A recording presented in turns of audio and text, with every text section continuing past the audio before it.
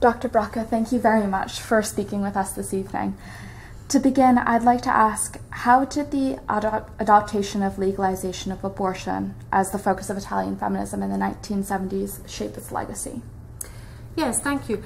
The first thing to say is that abortion was only partly legalized, of course, through the law of 1978. As I said, the feminist movement was hugely involved in the campaign preceding that legal change, and at the time many Italians associated feminism with the legalization of abortion.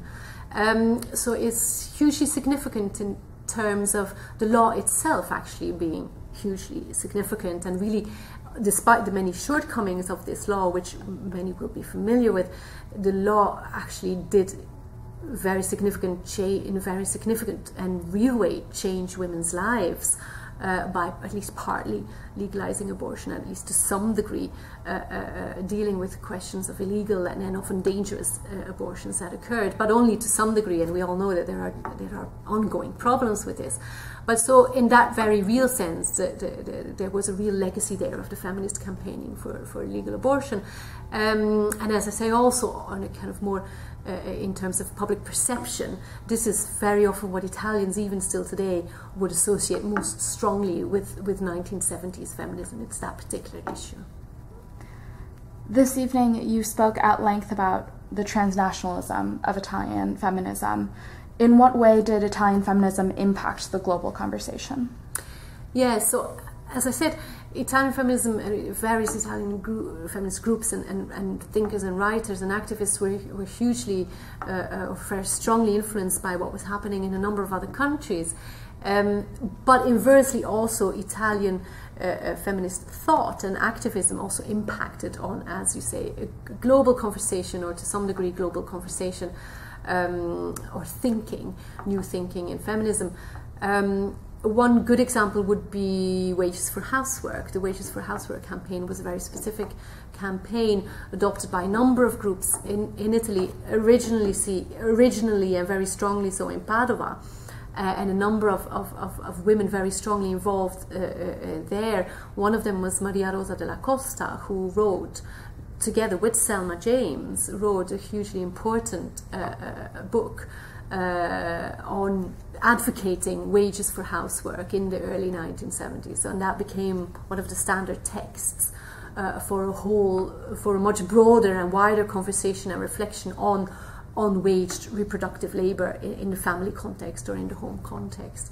And so that's one example where Italian feminists had a real impact on a transnational conversation or developing of ideas and political practices in a particular area. And finally, where do you find that there's the greatest gap in feminist scholarship, and how should it be filled?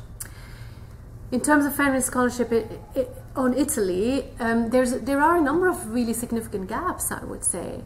There are gaps in terms of looking at working class women, very, very strongly so. There are gaps in terms of looking at working class women, how feminism impacted on working class women, how significant working class women and their organizations were in elaborating and articulating a feminist agenda, for example, within the context of trade union feminism, or for example also in the context of housewives collectives or collectives of unemployed women, for example. So there are a number of significant feminist developments and debates, specifically among working class women, which were very important and have not sufficiently been looked at.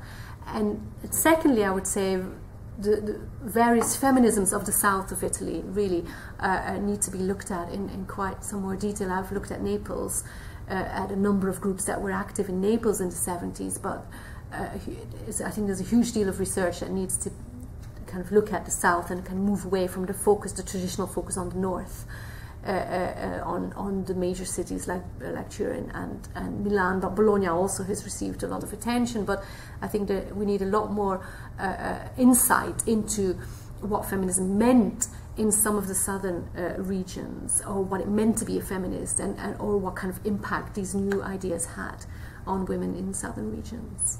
Thank you very much, Dr. Bracke. You're welcome.